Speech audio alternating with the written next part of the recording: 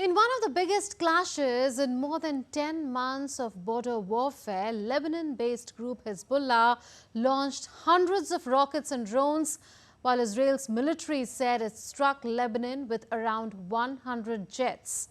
This was done to thwart a bigger attack, it said. Prime Minister Netanyahu also said that strikes against Hezbollah are not the end of the story. In major escalation in Middle East, Lebanon-based group Hezbollah launched hundreds of rockets and drones at Israel early on Sunday, while Israel launched strikes in Lebanon. Missiles were visible curling up through the dawn sky as an air raid siren sounded in Israel and a distant blast lit the horizon. Hezbollah said it had fired 320 Katyusha rockets towards Israel and hit 11 military targets, while Israel's military said it struck Lebanon with around 100 jets to thwart a bigger attack. Most of our activity at the moment is in southern Lebanon, but we will attack anywhere in Lebanon where there is a threat to the state of Israel. Footage released by Israel's defense ministry showed Prime Minister Benjamin Netanyahu watching on as Israeli jets launched strikes in Lebanon early on Sunday. Netanyahu said that military intercepted all the drones that Hezbollah launched at a strategic target in central Israel. Netanyahu also said that Israel would take all measures necessary to defend itself. What happened today is not the end of the story. Hezbollah tried to attack the state of Israel with rockets and drones early in the morning. We instructed the IDF to carry out a powerful preemptive strike to remove the threat. The IDF destroyed thousands of short-range rockets. All of them were intended to harm our citizens and our forces in the Galilee. In addition, the IDF intercepted all the UAVs that Hezbollah launched at a strategic target in the center of the country. Israel's army also released video, it said, showed its chief of staff, Herzi Halevi, overseeing military operations from an underground operations center in Tel Aviv on Sunday. On the other hand, in Lebanon, cabinet ministers and officials held a session of the National Emergency Committee in Beirut at caretaker Prime Minister Najib Mikati's house. Lebanon's caretaker economy minister Amin Salam said that the situation now relied on outcome of Gaza ceasefire talks in Cairo. Expectations of an escalation between the two sides had risen since a missile strike in the Israeli-occupied Golan Heights last month, and Israeli military assassinated Shukr in Beirut in response. Latest escalation between Hezbollah and Israel caused delay of flights in the region. Departing flights at Israel's Ben Gurion airport were delayed on Sunday morning, stranding worried travelers amidst ongoing rocket barrages being fired by Hezbollah.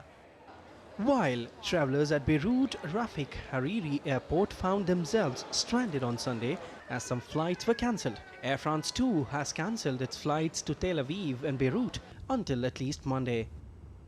Israel's biggest municipality shut down its Mediterranean beaches as tourists and local residents said they were taking precautions in the wake of evolving situation in the region. Sunday's strikes came as negotiators were meeting in Cairo in a last-ditch effort to conclude a halt to the fighting in Gaza. Fuzail Ahmed reporting for DD India. DD India's Sarah Coates now joins us live from Tel Aviv. Sarah, was damage caused by Hezbollah strikes largely limited in Israel?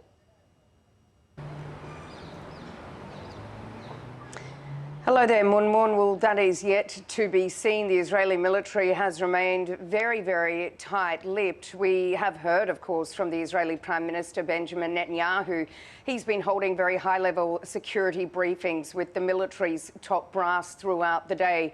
He says that this is not the end of the story. Now, just a few minutes ago, the head of Hezbollah, Hassan Nasrallah, he wrapped up a press conference. I'll bring you a few of those takeaways. He said that we planned to hit key IDF intelligence bases near Tel Aviv, but delayed the attack to give Gaza talks a chance, adding that Katyusha rockets were fired to distract Israel's Iron Dome and other defense systems to allow for drones to enter Israeli airspace. Now, we do have an update in terms of casualties. The Israeli military has announced that a naval ship that was sitting just off the coast, a little further north than where I'm standing now, that it was hit. It's unclear whether this was a part of a drone or whether this was shrapnel from the Iron Dome missile defence system, but it has resulted in the death of one soldier in his 20s. So certainly this is an ongoing situation.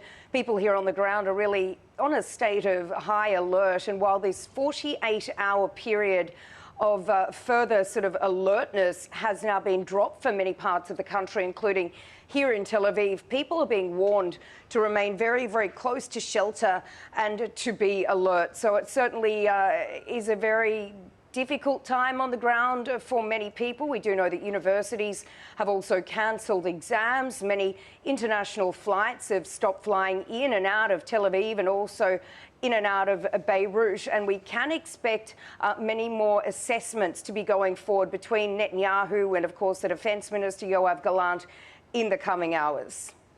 Also, Sarah, could ceasefire talks in Cairo lower the tensions, or could hostilities further escalate, possibly even drawing in other players of the region?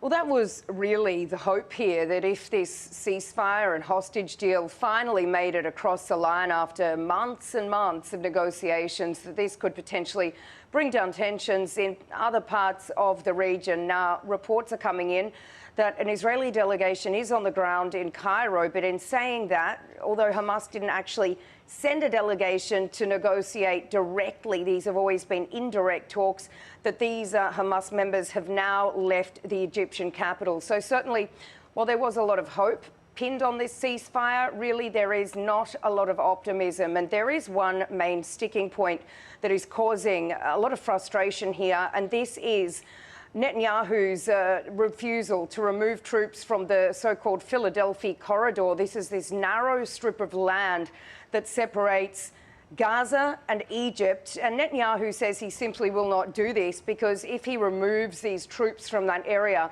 then weapons smuggling can once again pick up again from Egypt into Gaza. And this has been one of the conditions that we've been hearing time and time again from Hamas, that there must be a full withdrawal of Israeli forces from Gaza for this ceasefire to actually happen. So certainly a very tough task for these mediators who've really been trying extremely hard for these last few months to try and get this deal over the line, because we also do need to remember there are more than 100 Israeli hostages still being held in the Strip, and their relatives are desperate. They say this is potentially the last chance to get their loved ones out, saying time is ticking. We'll leave it at that. Sarah Coates reporting from Tel Aviv.